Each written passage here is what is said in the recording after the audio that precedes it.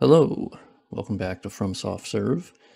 Today I want to start a series of videos finally to sort of show how to get into Dark Souls 1 modding specifically, but of course there's going to be crossover with modding the other games as a lot of the tools are the same and some of the things cross over. But here are three programs that are ideal for starting modding Dark Souls 1. It's pretty simple. I'll have links in the description. And so first is Dark Souls MapStudio, which let's open up the link real quick. And DSMapStudio. And you Google DSMapStudio and you will see GitHub, which is delightful. And you'll see the releases, easy peasy, and then you download the actual zip file here, and then, which actually will do that because it's 41 megabytes, so it's pretty small. You unzip that using whatever zipping program you have. I will rename that because I obviously already have it. Let's just name it something weird. And so there's no like install process. You just unzip it, and then we will go to my downloads folder. And there you go, DSMapStudio. And then inside the folder here, when you want to launch it, you click on DSMapStudio. Easy peasy, lemon squeezy. And then beyond that, we do FLVER Editor. FLVER Editor, which I don't need to go too much into what that means, but FLVER Editor, FLVER, F-L-V-E-R, so technically FLVER, but I call them FLVER just because, I don't know, I tend to prefer that. So you download that, and then you extract that, and you can extract it wherever you want for DSMapStudio and FLVER Editor. And FLVER Editor looks like this. And basically, that's where you can open up the actual model files that Dark Souls Remastered uses. And so this tutorial will be on Dark Souls Remastered specifically. Prepare to Die Edition. These are all the same tools you would use for the Prepare to Die Edition. The only difference is that the Prepare to Die Edition, you do have to unpack first with an unpacking program. There's Unpack or Dark Souls Unpacking for modding program, or you can use UXM. But honestly, I would personally prefer people get into Dark Souls Remastered because, of course, that's the version that most people have. That's the one that's available. I wish the Prepare to Die Edition was still available, but it is not. And with the Remastered, you don't even have to unpack it. So FLVER Editor, cool. I'll have the link in the description. We'll use that later. And then the last thing, for now at least, is called DSR Gadget. And the really cool thing about that is it essentially replaces, in most cases, the need for like a debug mode, because there is a debug mode for Dark Souls Remastered where you can teleport around, you can do a bunch of different things, but this replaces the need for that because you can actually teleport to any bonfire right here. And then stats, you can give yourself items, you can make it to where you can't die, you can disable the AI. I usually use no attacking, no movement, so the enemies can't move.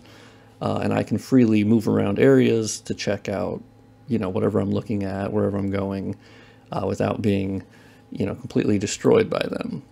You can turn off drawing characters, turn off drawing objects. And so it's just really helpful, frankly. So I use it literally every single day that I mod Dark Souls 1. So DSR Gadget, we can type that in, DSR Gadget, easy peasy. And we'll see here, we have the GitHub page, DSR Gadget, download that, unzip it wherever you want. Preferably, I tend to create a folder that, actually have a folder called Souls Modding Projects. And so there's usually a whole bunch of them. If you want, you can make a folder inside your Dark Souls Remastered folder, but personally, I just kind of make it somewhere else. And then I call test DS1 mod. You can, of course, name yours whatever you want. And then I can commonly store everything in there. But that's really up to you. But we'll make this folder called test DS1 mod. We're going to use this later. But remember wherever you make this. And then let's go back to the big program. The most important program is Dark Souls MapStudio. So let's go full screen here. So when you first launch the program, it is going to ask you, basically, you want to make a project? And yes. So, because obviously I already have it installed. So new project. Project name, you can name it whatever you want. Test DS1 project. Okay, I put an extra, put a apostrophe. Project directory. So this is the actual directory you made earlier.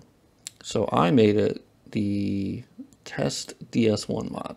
So I made that folder just a second ago, and you tell it, I would like to use that. So you can set it to any folder you want, anywhere on your computer. It doesn't need to be inside your Dark Souls Remastered folder. Game executable, that is where we actually, so for me, I have it, of course, in Program Files, Steam, Steam Apps, Common, Dark Souls Remastered. Now, you might have it on your D drive or E drive, and basically it's wherever your Steam things are stored. And so Dark Souls Remastered, inside your Dark Souls Remastered folder, you will see there's a Dark Souls Remastered.exe. So you hit open, and it says detected game, Dark Souls Remastered. So it knows what it is. Import row names is automatically selected. Don't worry about that. And then you hit create. Boom. And then you'll see on the left here we have all of our maps. You can ignore all the M99. That's all a bunch of extra hidden stuff, cut content. Don't worry about that. These are your maps: Depths, Undead Burg, Firelink Shrine, etc. And so the other thing you want to do is make sure Enable Texturing Alpha is turned on. That's kind of the big thing. So that way, when we load up a map here, which let's load up Firelink Shrine, you right click on it and you hit Load Map. It's now going to think about it, and it has now loaded Firelink Shrine. And you use the WASD to move around, and then you use your right mouse button, and you kind of click that down and move your mouse. You can then rotate or move the camera around, and you can then use it at the same time as WASD, and then you can even hit Shift, and when you hit Shift you can zoom in. Now you'll notice in Firelink Shrine there's an interesting thing. Of course you can see here's the area, here's the bonfire, and you can see that's where our little lady is, a little firekeeper. But you'll notice this really weird thing that it's kind of glitchy, and that is actually a map piece, which in Dark Souls modding, Dark Souls 1 specifically, there are map pieces, which when you click around, you'll see it gets selected by orange highlighting.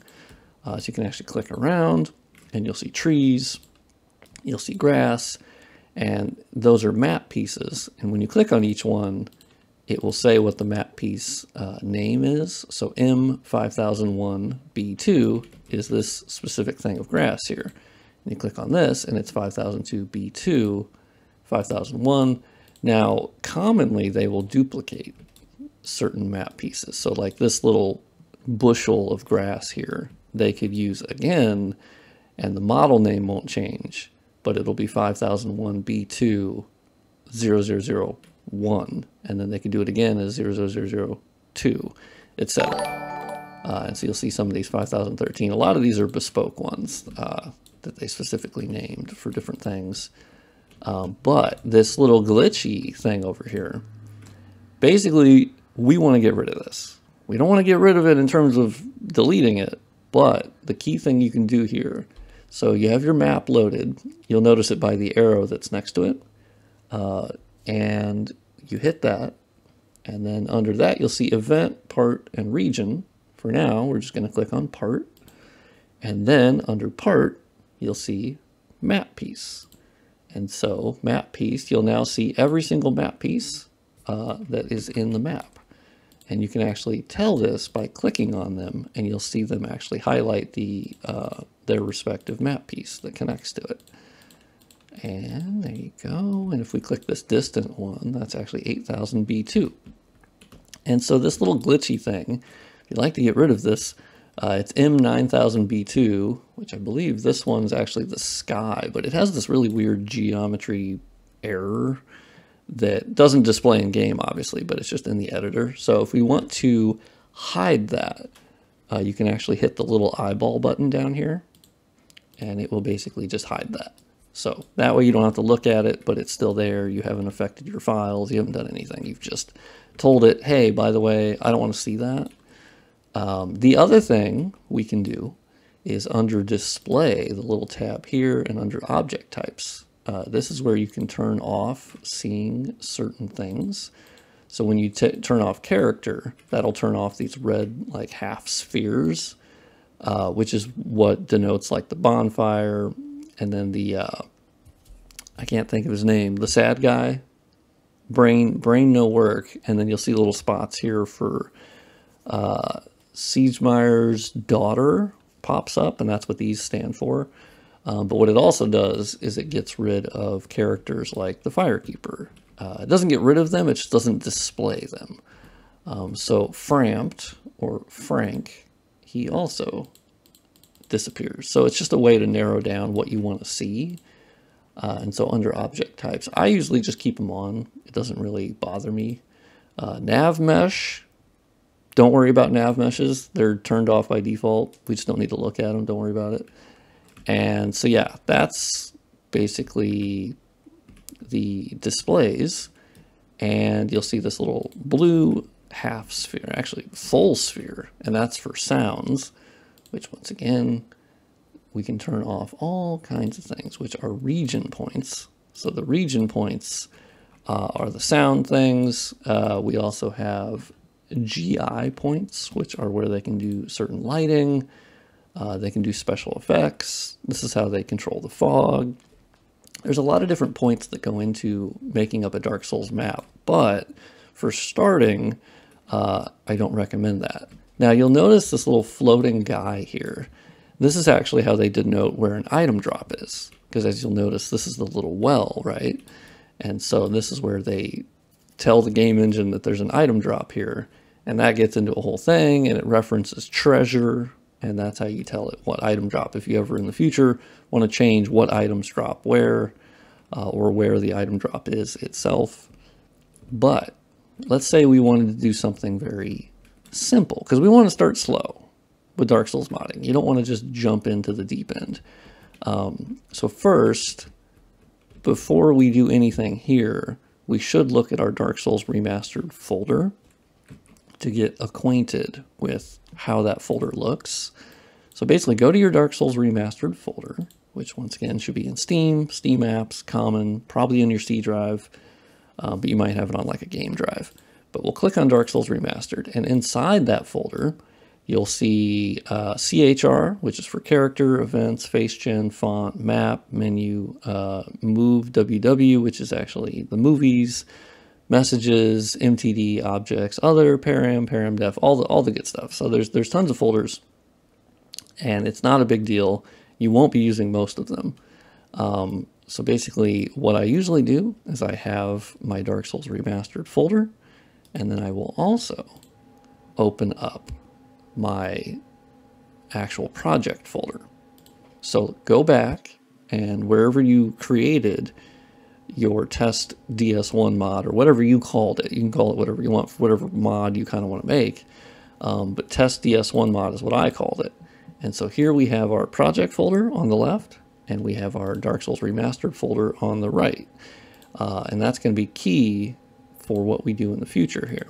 So the folders that I'm going to show you first are what you're mostly going to be getting acquainted with. So first, it's your map folder. So click on map, and inside your map folder, you're going to see a whole bunch of folders. Don't worry about auto test. Don't worry about break object. You're never going to need those. Any of the ones that say M99, just completely don't look at those. It's not a big deal. You'll never use them. That's for the cut content and all the stuff that's not used in the game. So if you ever want to dive into that later, cool beans, but yeah, don't worry about it. And then MapStudio. So the only ones you really want to look at are MapStudio And then we have our folders M10, M10 underscore 00. So here's how they organize it.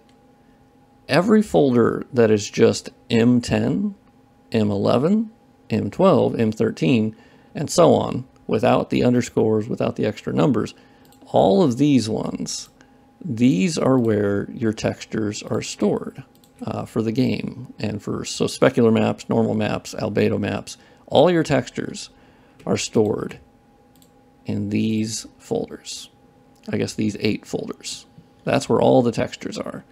And so you're gonna notice when we go back to Dark Souls MapStudio here, when we loaded up Firelink Shrine, you may have noticed it says M1002. So this is how you tell what map is what. And eventually you'll get very used to this, and it will just be like second nature, where you're like, oh yeah, Firelink Shrine is M1002. The Painted World is 11. Undead Burg is 1001. Depths is 10. And so on and so forth. M17 is Duke's Archives. Now you'll notice, why do some have the same starting, like M1500 for Sen's Fortress and M1501 for Anor Londo? That's just how they organized it, and those ones are shared as far as the textures go. So when we look at our Dark Souls Remastered map folder, M10 stores the textures for the Depths, Undead Burg, and Firelink Shrine, because they all start with M10, right? And then M12 for Darkroot Garden and Ulasil. Now you'll see Darkroot Garden, no DLC. Yeah, don't worry about that. We don't mess with that one, because obviously we all have the DLC. Dark Souls Remastered comes with the DLC. So you have M12 for that. And this is where you'll also notice we have a folder right underneath M10 that says M10000000. That corresponds to the Depths. And then M1001, that is Undead Burg. And then M1002 is Firelink Shrine, and so on and so forth. That's how you know what these folders mean. The M1000, the ones with the underscores and the numbers, they have your model files. So when we look at a map piece here, like this specific map piece, let's pick one. So let's say we select the big map piece that's here, and you can see it's highlighted by orange, and you look over here and it's M2000 B2. So now when we go to look for that, we go into our map folder. We know we're looking for Firelink Shrine, so it's M1002. We double click on that, and now we're in our M1002 folder. The H1002, you know, the HKX, BDT, and BHD, those are collision files. Don't worry about those. Don't look at those. The MCG, MCP, those are for like nav meshes. Nav, don't look at those. Don't worry about those. You're not really going to be messing with that. And then you start with the M0000B2A10.fiver.dcx. So the .dcx is the compression format that Dark Souls Remastered uses. And so we have that. And if we're looking for M2000, scroll down until you see well, we didn't really need to scroll down. It's right there in front of my face. Is M2000 B2A10. And so while we're here, the A10 stands for M10. And so if we look at models for Darkroot Garden, it will say A12 at the end of these. And then if we're looking at files that are for the Painted World, because they're M11, they will end with A11. And then .fiver, as we said before, FLVER, or FLVER, is the actual like model format, right? And so if we want to open that, because we have FLVER Editor, we have downloaded that program. So if we want to open that, we can actually double click on it. Or if it hasn't created the connection to FLVER Editor, you can like you can do for the first time, right click on it and then say open with, and then you can go find you can hit choose another app, but eventually then it will just be set as the default to open it when you double click. So then now we have opened up the model file. You can make sure the FLVER viewer, so you can see the actual viewer here. You can see here is the model. And so you can actually use the middle mouse button to kind of move your...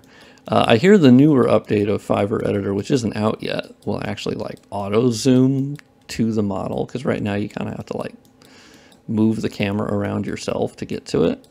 But so here you can see the actual model, and you can see all the vertices. It's not textured. I think the newer update will have them textured, but you can see the actual model.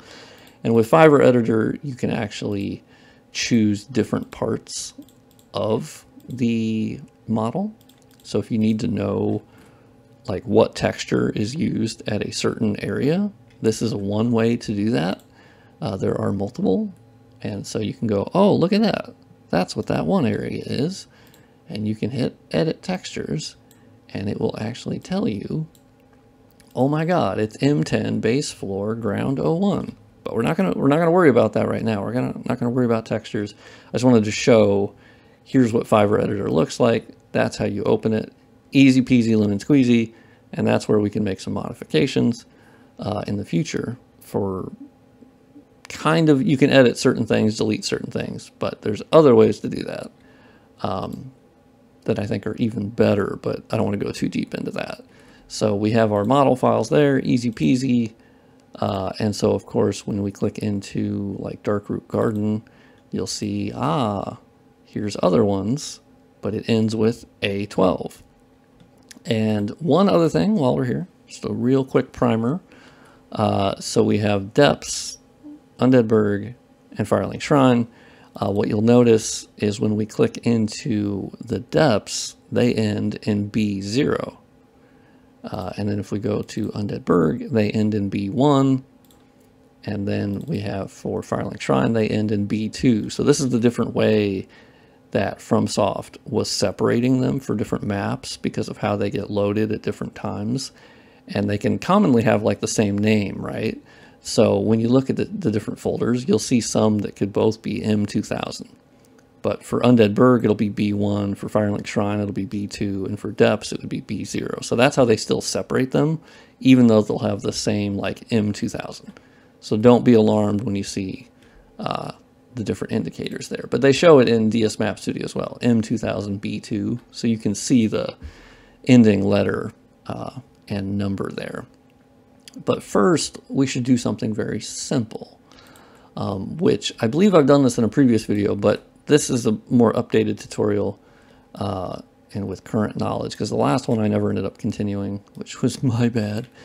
But here we can see this pot.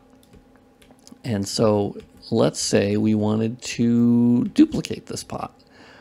First, we should probably load into Dark Souls Remastered, so we get sort of the before.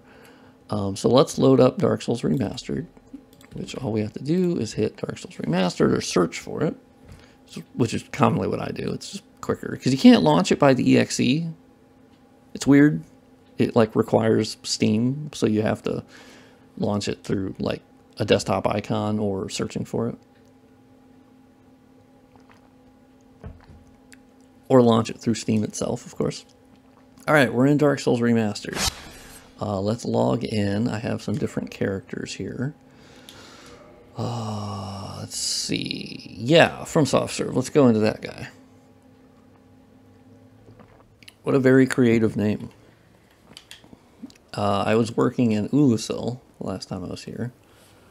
So this, we need to get to Firelink Shrine really quickly. And technically this character does have warping, so like I could just go up to the bonfire up there and warp.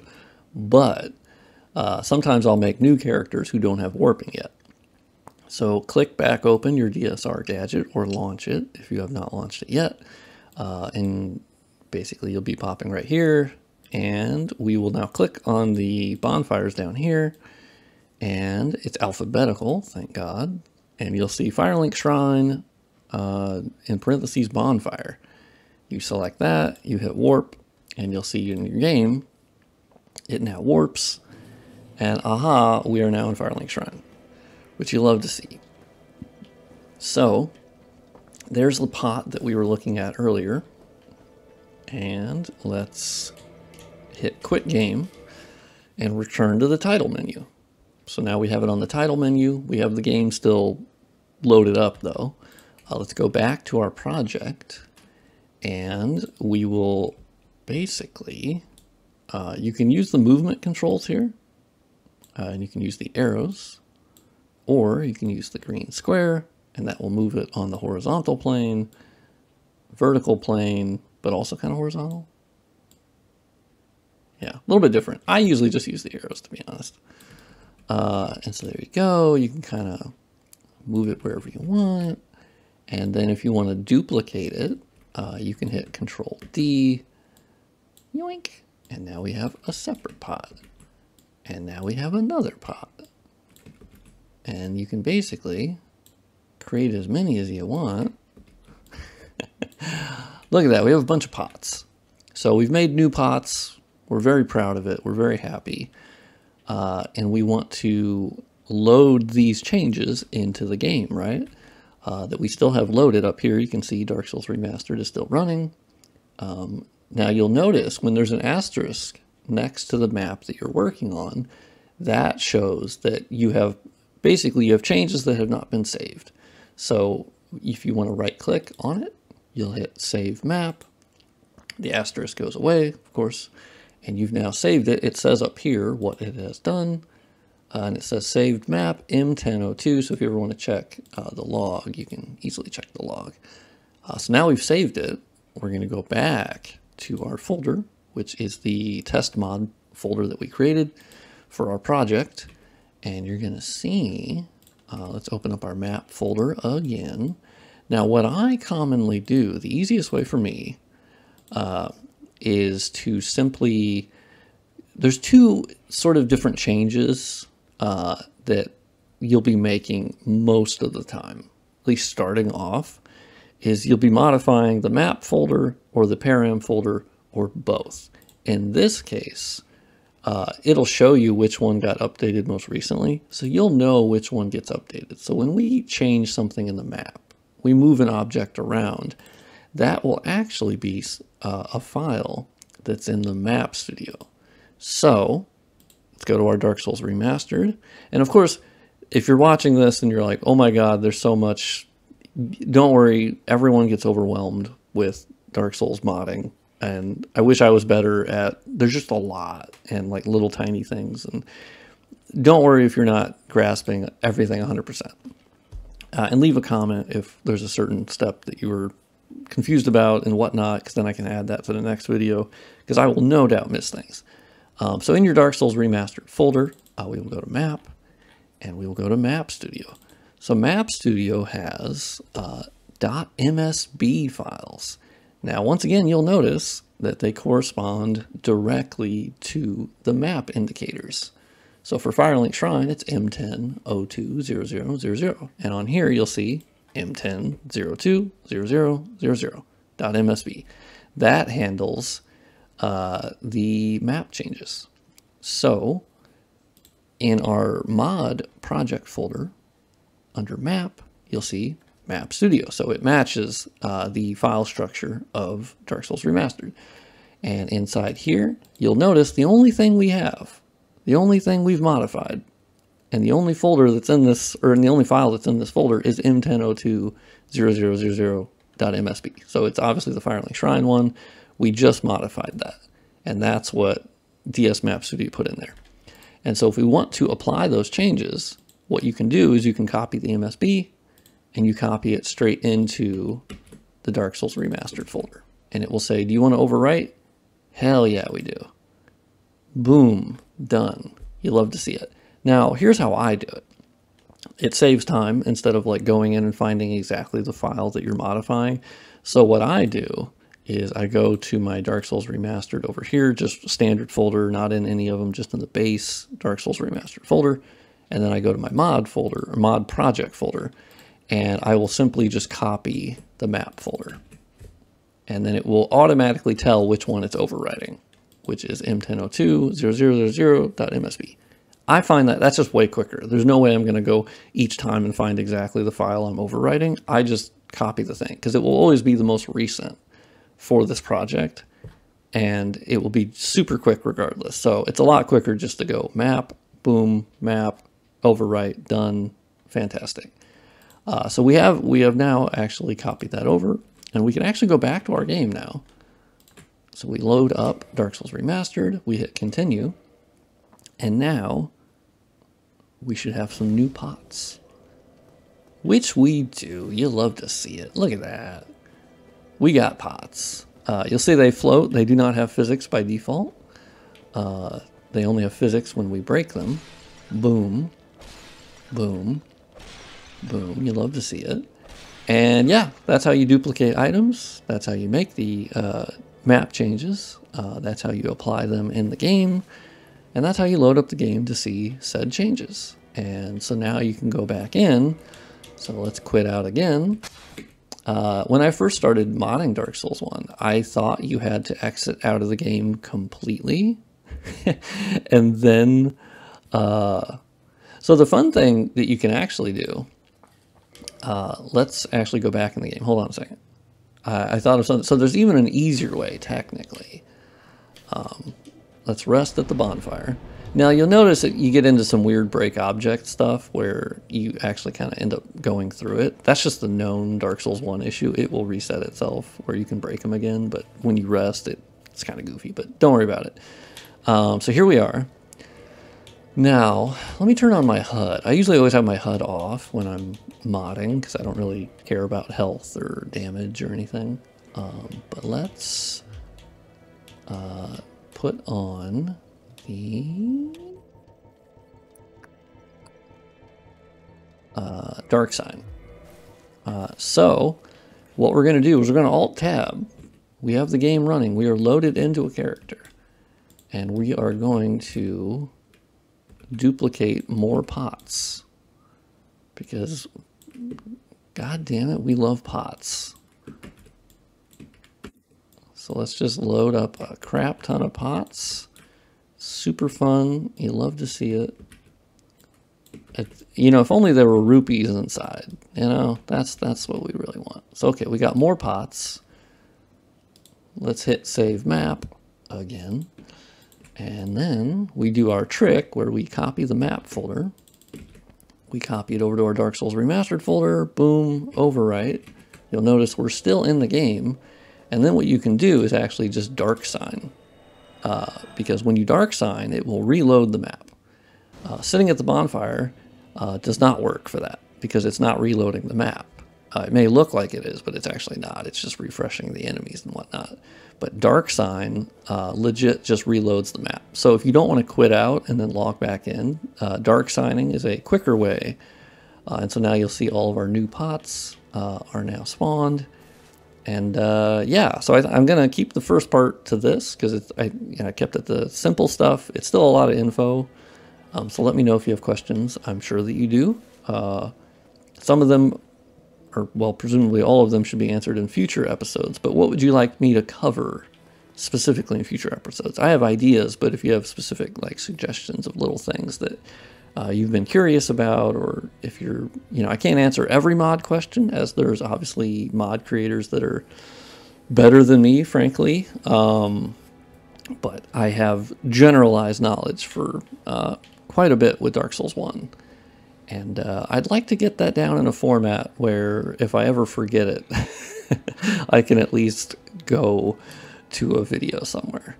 But yeah, thank you for watching, and watch out for the next episode.